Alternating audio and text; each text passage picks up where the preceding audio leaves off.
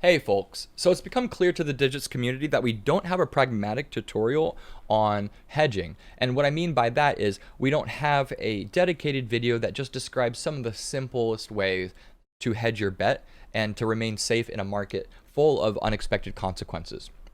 One thing I was talking about with someone was the use of spreads. There's a lot of risk in spreads in this context. We began the conversation at around 1 p.m. or so, a little bit later, but it was at 392.73 with they felt a lot of support. But I was reminding them that there are 3 hours left in the day. And for those of us who have been in the market a long time, you know how much 3 hours can do. And sure enough, in pretty much, well, already less than one has passed, and the SPY has kind of dipped. Now, what that means for them is because they're aiming at a 391 or lower area, this is positive for them, but it speaks to a little bit of the fear and the anxiety that comes with having either an all eggs in one basket approach or, well, not hedging, which frankly is the same thing. So I want to get that through everybody's heads right off the bat.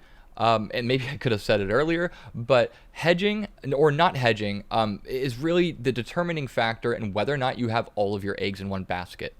So we know that that's bad, right? Having all of your bets in one place emotionally or numbers wise, mathematically, is not good. It's not fruitful for your portfolio long term. Maybe short term you get lucky. Maybe midterm you get lucky even, if you're very lucky. Maybe it goes for a little while. I remember a Lemonade doing that for a while. But let's just look at what I mean by that. Now, I'm going to be very judicious about how I share the information that I share here, but those of us in the community will know how much I made from this stock. It's easy to see why. There were so many easy buys. I mean, really, this company only started after the COVID bust. So just investing in it at any point would have been a huge, huge success, and it was for me. Okay, so I sold at multiple times. I would buy back in. I even think I got lucky and bought at a pretty good point around this kind of jigsaw area, but it went back up, and I made another X $1,000. Okay, so, but look at it now. Okay, this is the long-term thinking that I try to appreciate, and the fact of the matter is, let's think of it kind of like fractals. This is the long term, right? But month to month, 3 months, in a year, well, let's go back to 3 months because, like I said, it IPO'd pretty much within the past 365 days. So, but even here, lots of peaks. I mean, just looking at this, 141 to 163, you wouldn't want to miss that. But then it goes so much lower after that. So it's not about always the long term even. It's not even really about the midterm. Let's look at a week. Okay, maybe you saw this upturn. Let's just try to envision ourselves as investors who saw this climb, maybe bought calls, maybe bought shares, and yet you still would have lost money. Rather than blame Lemonade or the business practices, let's try to think of this technically. And I think the mistake is in this community that I've made is that I'm not a technical analyst. I use TA. I love technical analysis. But it's not what I choose to rely on. That's my personality, that's my choice, and a little bit of what's worked for me over history. What I mean by that is you can look at the technicals and get that same anxiety that I was sharing with you that one of our members has over their spreads.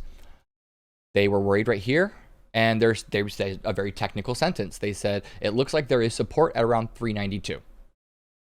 Maybe there is. Maybe it goes back up, but right now, I bet they're feeling different. That's what technicals can do for you. They can only promote anxiety in intraday trading or weekly trading. There are a lot of people out there, guys. There are a lot of YouTubers, a lot of tutorial writers and videographers like what I'm doing right now who will make claims about day trading. They will get success some days, but it's really important to understand that day traders lose everything on a bad day. Either due to confidence, and I'll elaborate on how to avoid this, even in the context of day trading. It really all comes back to hedging, but the important thing to note is you're a human, okay? And that I'm going somewhere with this. When you're a human, you're going to make mistakes. You're looking at numbers. You're looking at perfection, okay? Whether or not these graphs are what you want them to be is irrelevant. The fact is they are perfect, okay? And you are not. So, what does that mean for you in the context of time, placing your trades, and making fast decisions? I will be honest with you. Before I head deeper into this topic, I'm going to say right now, hedging is not the easiest thing in the world. I have a deep sense of pride, in fact, when I hedge so successfully that what we have resembles a hedge. So you're gonna laugh, but look, okay, this is what your portfolio should look like rather than going down on a bearish day or on a day when your bets don't work out. More constructively, just this flat, right? That's why they call it a hedge. You are shaving off the losses and the gains. That's what you're doing. When you do that, it ends up being a flat line. Okay, so I've made a lot of bets today. My margin maintenance is probably a little rough, but let's just go ahead and take a look. So what do we have here in my portfolio that I am judiciously showing you? We have Palantir shares, quite a bit, 500. We have 100 PLL shares, and we have some puts and some call rights, right? Okay, so we have a Palantir put that is currently paying off, buying me lunch, basically, okay?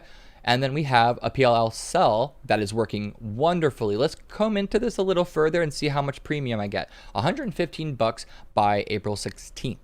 Okay, so that is roughly a 2-week expiration, and I get $100. Meanwhile, I'm holding a company that is robust into the lithium business. You could look at this movement and can kind of compare it to Lemonade, what we were looking at before, but the fundamentals of this company are robust. Okay, first of all, the options chain is very seductive for call buyers because each one has high premium.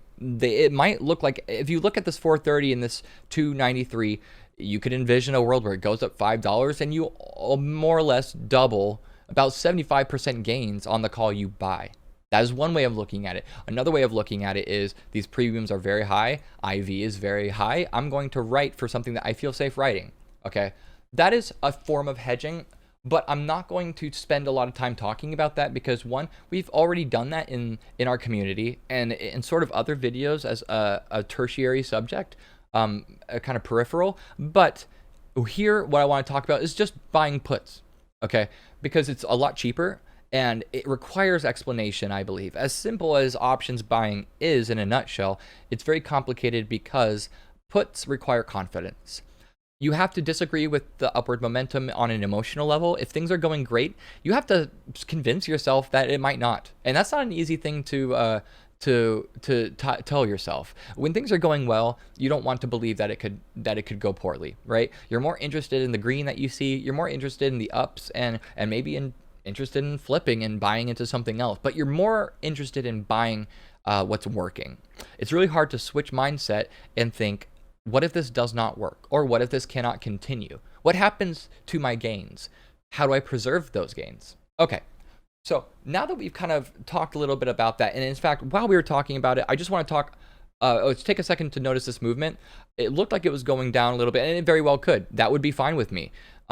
It looks like it could go down, and I might get hit on a margin limit or something like that, and then I would have to sell a put. That's really all that would mean. For money, I'd have to sell a put at gains, okay? Now, while that happened also, this call that I wrote is less valuable to me. It went down like $5 or $12, whatever it was earlier. I've lost a little bit of that, and it's back down to a mediocre $5 of gain.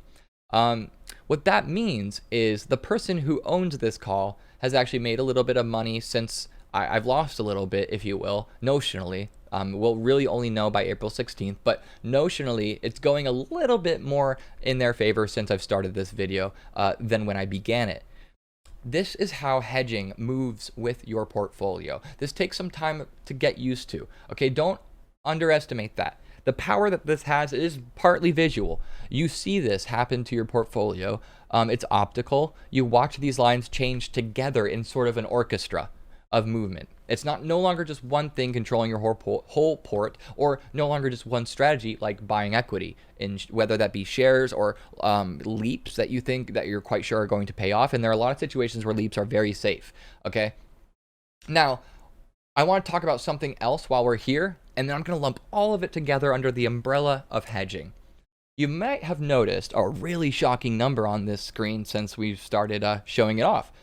That Palantir 37 call expires in 2022, and there's 5 of them. It's not just one. Those, as you can see by the numbers, were probably around 1.2 grand each. And you'd be right. Based on the IV crush of these and just where we are with Palantir right now, which is not even close to the strike, right? We're at 22 and my strike is 37. Am I crazy? No, I'm not. Well, maybe I am, but that's for you to decide. I happen to think that Palantir will be at 37 or greater by January 21st, 2022. That's my belief, and I have some technical analysis to back that up, but mostly fundamental. It's a lot of time.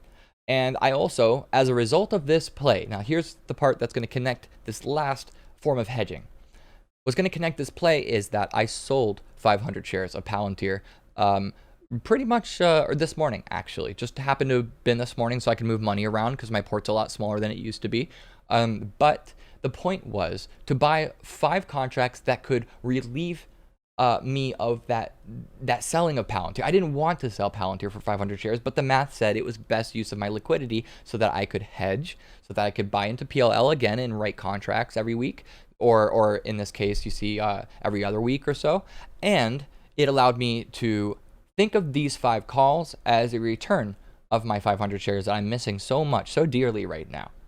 I.e., if Palantir goes up above 37 and I've got the cash flow, and I will try to by then, it's in my plans to have enough money to pick up those shares, either by margin, by portion of margin, or by inserting more cash into the market, or by other plays that paid off, other hedges, other plays that add up over weeks and months. And we have so much time between now and January 2022 for this to work out. And if it doesn't, that $6,000 becomes tax deductible. It becomes it can be returned. I can put that money back in, but all the while though, 1 year in the market is worth much more than $6,000. So I'm not worried. Either I'm going to pay off, or I'm going to make up this money by selling them early while there's high IV rather than now. While I might take a loss and move that money into better things, but the math always says a good cash position and liquidity is important too. So this all together, I want to state them kind of one by one, and then we're going to talk about what hedging is practically day to day. Okay, so there's one way, and it's the easiest. It's buying puts. That's a hedge. It's risky, but it's a hedge. It's risky because you're still holding a naked contract, and typically the market is bullish. So you'll find that when you hedge with puts, they're just a safety net. You don't use it. What happens to a safety net most of the time? No one pays attention to it until you need it, until it's useful, okay? That's all it is. It's a safety net. It's not meant to be something that makes you hundreds of thousands of dollars. Look at this. I'm up 15 bucks, 16 bucks. But if you do this every time the market is high, you're making 15 or more dollars every time it goes down. This adds up so fast, guys. You don't want to not do this. So that's what naked puts can do. It's the simplest. The other one, writing calls. We've talked a lot about this, but in case you forgot, it's just when you own 100 or more shares of a company. It has to be in divisible by 100. It has to be in pairs of 100, if you will. You can write contracts. So that's what I've done here by writing on PLL. That's another hedge. Now, I have 2 more puts. This is on lumber and steel. I'm not going to go too far into that. It takes a lot of fundamental macroeconomic understanding and mostly just reading the news and knowing how the housing market works. I just bought a house, like I said. So this is a really pertinent play for me. That's kind of where my head's at, right? And then there's this hedge. This is the one I was just talking about latest. It is when you don't have the time value to stay into something like Palantir for 1,000 shares because you need that money in other places. You just do. The math is saying that other things are going up faster, or that you're exposing yourself to too much risk having 1,000 shares of one company. It's just that simple. It's just when you're a little nervous. And so what do you do if you have to sell those shares, but you still have long-term belief in the company? Buy leaps. Sell those shares. Hedge the sale that you think is probably more bullish than you have time to admit, i.e., you might think it's going to go up, but you just have to sell today in order to pick up other things that are going up more immediately, more short, midterm. But when you have belief in something long-term, what you should do is sell a portion of your position and buy leaps for that same amount. So I sold 500 shares. I got, what was it? Like a lot of money. It was like $11,000 or something like that.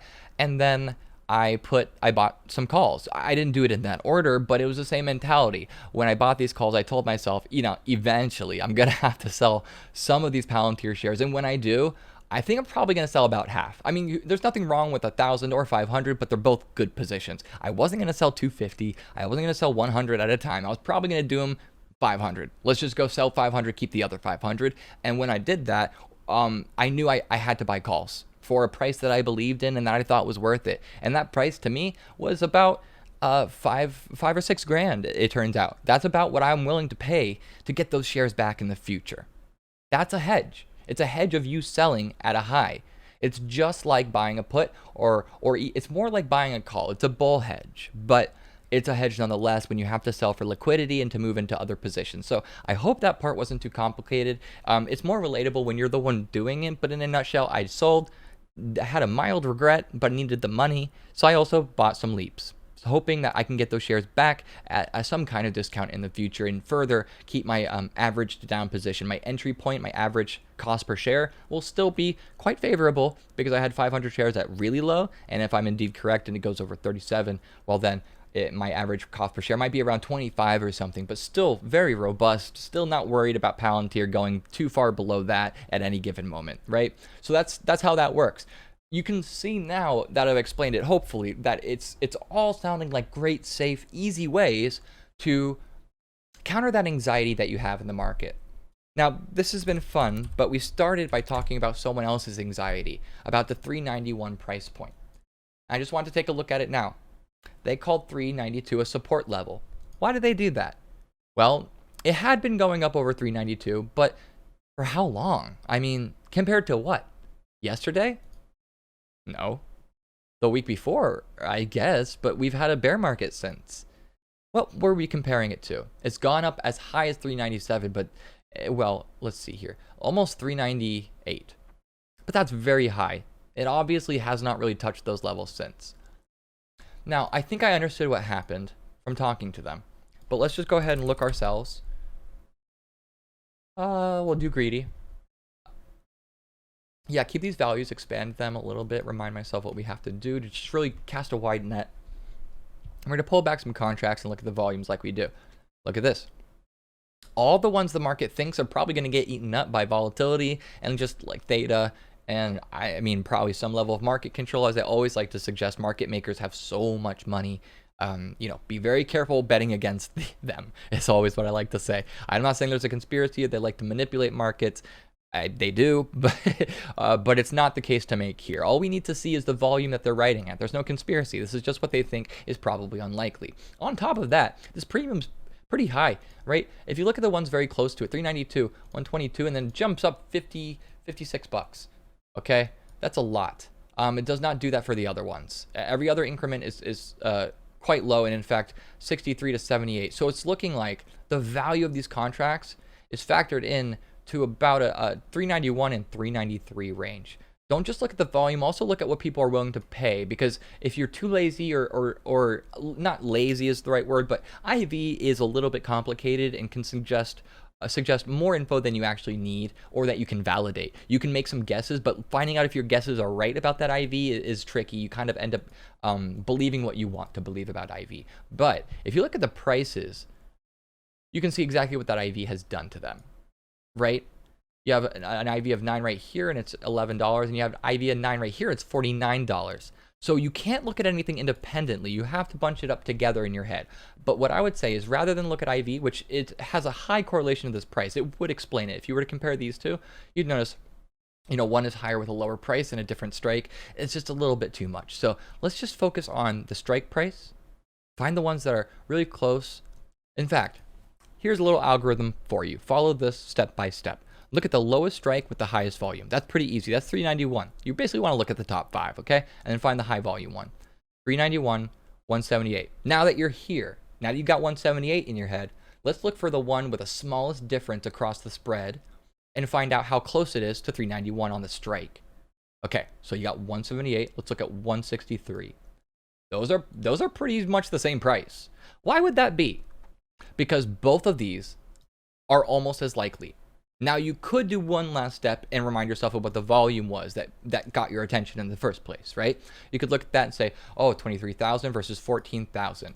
Well, what that does say is that volume is roughly 80% less for the 393. I'm not great with percentages on the fly, but let's just say about 80% less interest in terms of volume on the 393. That makes sense. It's $2 higher of a strike, and this is the last day. So definitely today, the volume would be a good indicator of sort of how people feel. But also, still only $10 less. And because the IV is about a whole 2 points higher, look at that, 10.075 versus 11.9. You might as well just round up that 11 and say 12. It's 2% higher IV, which means the people holding that pay $10 less. Okay. For a chance at 393, less likely. But if they're right, the IV makes them a lot more money due to the unexpectedness and the sentiment about that contract. What does this mean for you if you're writing something like spreads, or you're using puts, or you're trying to hedge? What this means is 392 is probably your best bet. And indeed, like I said, it's quite a bit higher than both of these, except it's only one strike above this one. I hope that makes sense. If you have any questions, please, as usual, ask in the Discord. Some of these dates are different. You'll notice we were looking at 31 and 29, but in a nutshell, it's the same information, and it's really important to us that we understand how the IV plays a role and how we get the value in the mark price and really what the market expects in general. It's not simply about the volume, but also about the comparison between things and your ability to hedge one position with another. Just to emphasize one last point, nothing is a hedge without a relationship to something else, i.e., a put alone, it's not a hedge. So if you listen to the rest of the video and you heard me mention these 3 or 4 strategies that we use to hedge, don't think of them independent from one another or on their own or as a group of strategies that you should execute as an ensemble. Absolutely not. The major goal is to have strong share positions that you have a relationship with, that you know, maybe you do or don't love them, maybe they're costing you money or maybe they're making you money. But the point is you've known them and you know how the market thinks and reacts to these matters, and that allows you to participate in it with an advantage.